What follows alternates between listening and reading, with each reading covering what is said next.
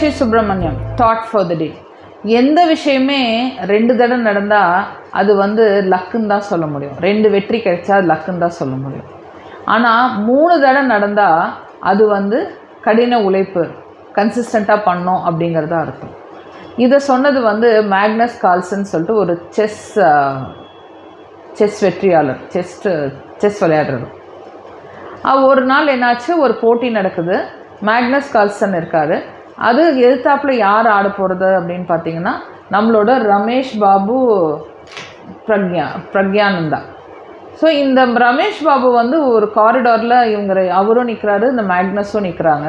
இந்த மேக்னஸ் நிற்கிற இடத்துல பார்த்திங்கன்னா ஒரே கூட்டம், எல்லாம் அலமோது ரிப்போர்ட்டர் நிற்கிறாங்க, அவரோட ரசிகர்கள் நிற்கிறாங்க, எல்லாருமே அவரை மட்டும்தான் கவனிக்கிறாங்க. நம்ம ரமேஷ் பாபு ஒரு ஓரமாக நிற்கிறாரு, அவர் யாருமே கண்டுக்கல, இவர் பாட்டுக்கு. ஆனால் அது ரொம்ப இயல்பாகவே இருக்கார். நீங்கள் நினச்சி பாருங்களேன், இவரும் பிரபலமானவர், அவரும் பிரபலமானவர். எல்லாருமே ஒருத்தருக்கு மட்டும் முக்கியத்துவம் கொடுத்தா இன்னொருத்தருக்கு ரொம்ப வருத்தமாக இருக்குமா இல்லையா?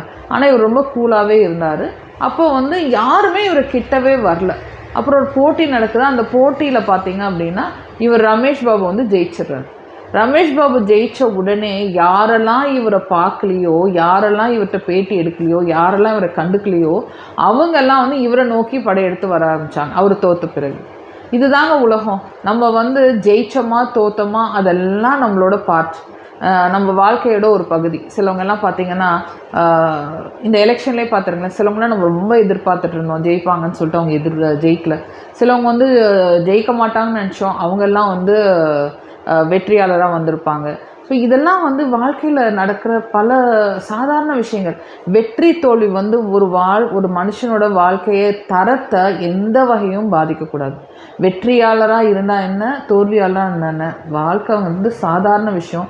இது எல்லாருக்குமே நடக்கிற விஷயம். இதை நம்ம சீரியஸாக எடுத்துக்கிட்டு நான் இன்னைக்கு தோற்று போயிட்டேன்னு சொல்லிட்டு மனம் உடைஞ்சு போகிறதும், நான் வெற்றியாளர்னு சொல்லிட்டு தலைக்கு மேலே தலை கனமாக சுற்றுறதும், இது ரெண்டுமே இல்லாமல் நம்ம நார்மலாக இருந்தோம் அப்படின்னா நம்ம அதிக டைம் அதிக சான்ஸில் வெற்றியாளர் இருக்கிறதுக்கு வாய்ப்பு ரொம்ப அதிகம்.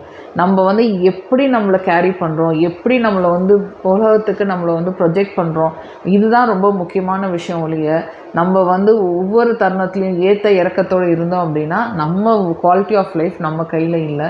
அது மற்றவங்க தான் நம்மளை வாழ்க்கையை நிர்ணயிக்கிறாங்க, நம்ம வாழ்க்கையை நிர்ணயிக்க முடியாது. ஓகே, ஸோ நம்ம வாழ்க்கை நம்மளே கண்ட்ரோலில் இருக்கணும் அப்படின்னா வெற்றி தோல்விங்கிறது சாதாரண விஷயம். அது நம்மளோட லைஃப்